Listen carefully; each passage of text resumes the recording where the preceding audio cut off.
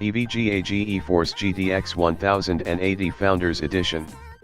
If you want proper entry into 4K gaming, you're looking at it. With the launch of Nvidia's Pascal architecture, you can get the performance of two 980 Ts for a fraction of what you'd spend on a Titan X. Of course, no graphics card is perfect. This GTX 1080 falls prey to an early adoption tax in what Nvidia calls the Founders Edition model, based on the reference set by the company and manufactured by EVGA.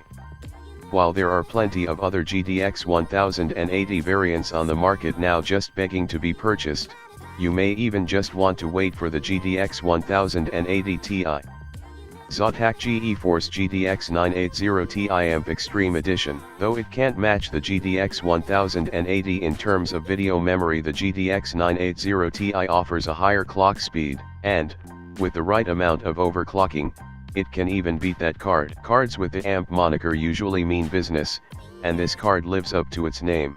It'll let you game in resolutions up to 4K, even if can't reach that glorious 60 FPS standard at that pixel count. The 980 Ti AMP Extreme Edition may be better value than the GTX 1080 Founders Edition, but it's far from cheap, costing around the same as a budget gaming PC.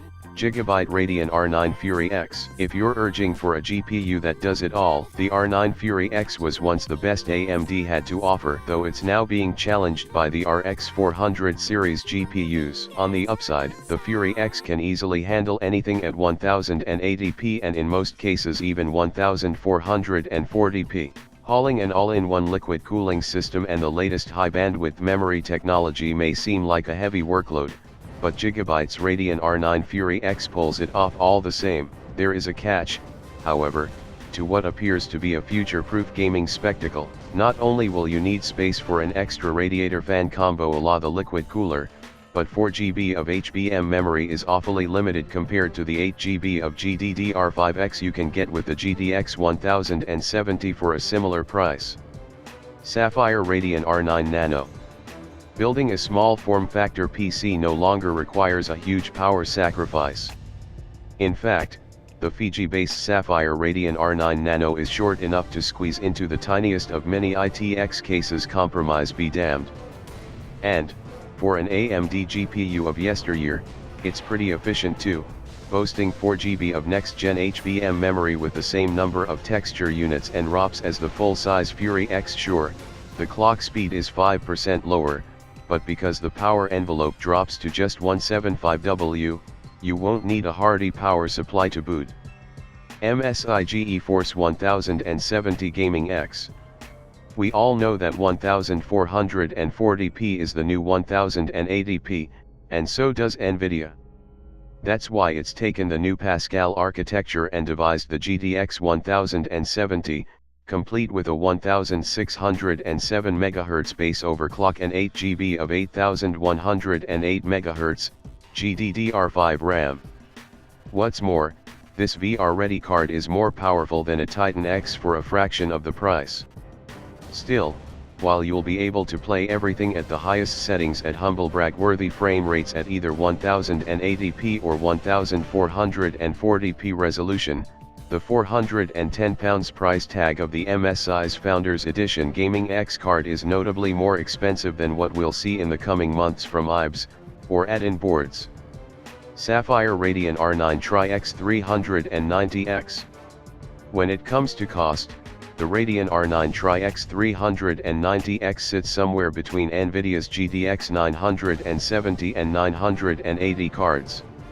It often gets the better of the former card, though the 970 performs better in some games. The Tri-X 390X produces blistering frame rates at resolutions up to 2560 x 1440 with all graphic details dialed up to 10. Featuring 2816 stream processors and a core clock speed of 1055 MHz, it doesn't quite pack the muscle required for 4K gaming unless you're playing lesser demanding titles. MSI GeForce GTX 970 Gaming Edition. A variant of one of the most popular graphics cards around, the GTX 970 Gaming Edition is a 1080p monster. You could even get away with gaming at 2560 x 1440, though you'll have to temper expectations when it comes to 4K.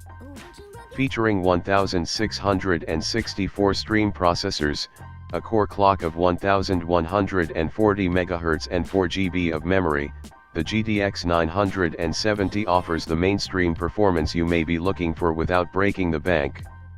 AMD Radeon RX 480. Think you need an expensive GTX 1080 to enjoy VR games on an Oculus Rift or HTC Vive? Think again. Considering its low price point, AMD's Radeon RX 480 is an impressive performer at 1080p and, in some cases, even 1440p. While it may not reach 60 FPS, the holy grail of PC gaming, in every game at the highest settings, the RX 480 does manage to push out a few frames over 30 with the graphics cranked all the way up in games like Rise of the Tomb Raider and Ashes of the Singularity, both of which notably run using the latest DirectX 12 API from Microsoft. Moreover, if you're interested in overclocking with AMD's new Whatman utility, the RX 480 can move faster than a GTX 980. For the price, it's unparalleled. Nvidia GeForce GTX 1060. Though it might bear resemblance to the GTX 1070 and 1080, the price $300 GTX 1060 Founders Edition is more aligned with Nvidia's more expensive GeForce 980. Thanks to AMD's competitively priced RX 480, which promises both 1080p and VR gaming at an aggressive price point, Nvidia was hurried into launching a similar offering.